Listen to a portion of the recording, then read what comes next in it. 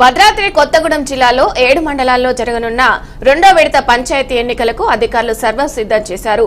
రేపు ఉదయం 7 గంటల నుండి మధ్యాహ్నం 1 గంట వరకు జరగనున్న పోలింగ్ ఎన్నికల అధికారులు ఏర్పాట్లు పూర్తి చేశారు. ఇక బ్యాలెట్ బాక్సులు, ఓటింగ్ స్లిప్లు, ఇతరితర సామాగ్రి అంతా పోలింగ్ సిబ్బందికి పంపిణీ చేసి ఆయా మండలాలకు చేరేలా సిద్ధం చేశారు.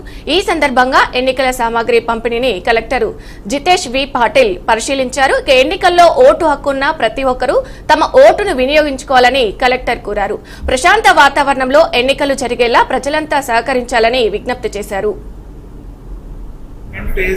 గ్రామ పంచాయతీ ఎలక్షన్ రేపు పోలింగ్ చేయడం జరుగుతుంది. సో ఈ రోజు మన చుంచుపల్లి మండల్ కొత్తగూడెం క్లబ్ నుంచి మన పోలింగ్ పార్టీస్ అందరూ ఫీల్డ్ లో వెళ్ళడానికి సిద్ధంగా అవుతున్నారు. పోలింగ్ మెటీరియల్, బ్యాలెట్ బాక్సెస్ అంత సామాగ్రి ఇక్కడ తీసుకొని రేపటి నాటికి పోలింగ్ కి మన టీం సిద్ధం అవుతున్నాయి.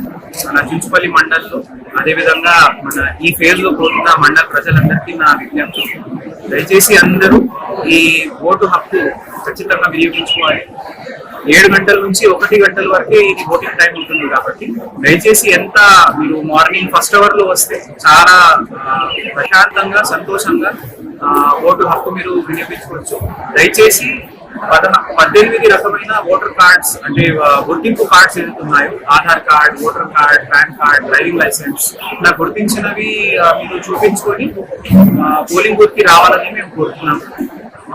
ఎక్కడ కూడా ప్రలోభనాలకి లేదా కులం మతం లాంటిది మాటల మీద అట్లా ప్రభావితం కాకుండా ఓటు హక్కు వినియోగించుకోవాలని మా కోరిక. Second phase